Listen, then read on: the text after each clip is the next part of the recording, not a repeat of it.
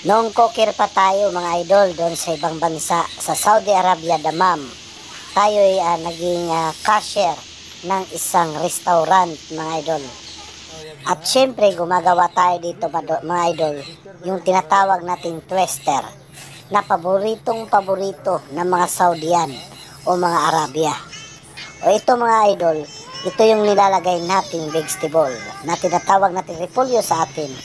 Tapos, lalagyan natin ng chicken, mga idol. At syempre, cheese. Yung cheese, mga idol, matutunaw siya doon sa loob.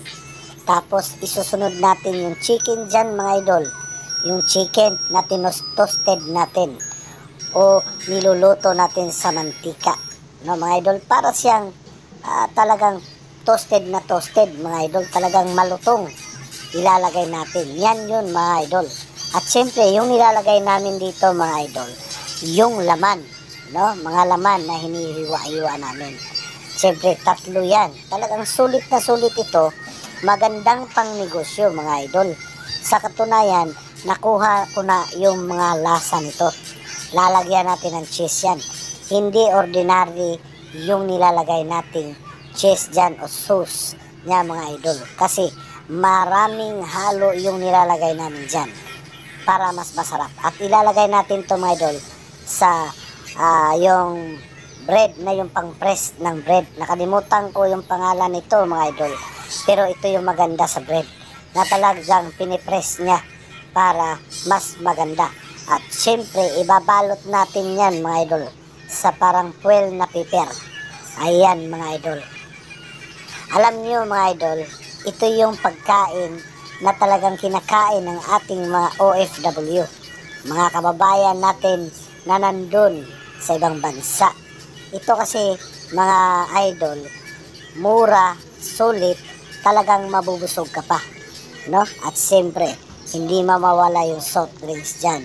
Babalot namin yan, tapos ilalagay namin sa styro, yung lagayan niya, para mas maganda at komportable yung kakain. Yan ang tinatawag na twister. O, diba? Magandang negosyo yan. Siyempre, gagawa din tayo ng beef vegetable dito. Ito naman yung ginagayat-gayat natin talong, kamatis, sibuyas, at saka carrots. Yan mga idol. Nilalagyan natin ng mga panlasa yan. Yan naman po ay inilalagay natin sa panghalo ng burger. Kasi yung burger sa Pilipinas, may vegetable siya, kamatis at saka repolyo. Pero sa atin, meron siyang ganito dito sa ibang bansa. Talagang mayaman sila sa mga ricados. Yun kasi po ang gusto ng mga Arabo. Kaya mas masarap, sabi nga nila, maganda pag mga Pilipino ang nagluluto. Kasi talagang pulido at masarap. Siyempre, nagluluto din tayo ng french fries dyan. Kasi nag-o-order sila. Yung french fries dito, niluluto po natin base po sa order. Ayan po. Yang gulay na yan, mga idol. Pagka naluto na yan, medyo half cook na siya, inalagay namin doon sa may burger.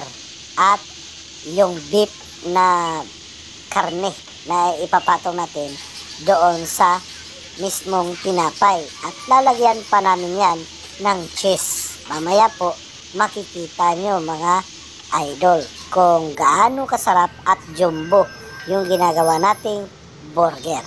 Siyempre, luto na yan kasi may oras yan at minuto para mas masarap, mas malutong pa. Siyempre, lalagyan natin ng kunting asin. Ayan. Yung ginagamit nating asin dito mga idol, yung salt lang, yung maliliit, no? Iodized. Yan, siyempre.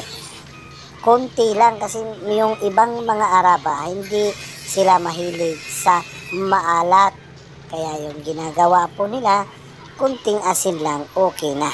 At siyempre, tapos na nga yan, siyempre, i-deliver na yan ng aking kumpanyero doon sa nag-order. Kasi dito, drive-thru lang.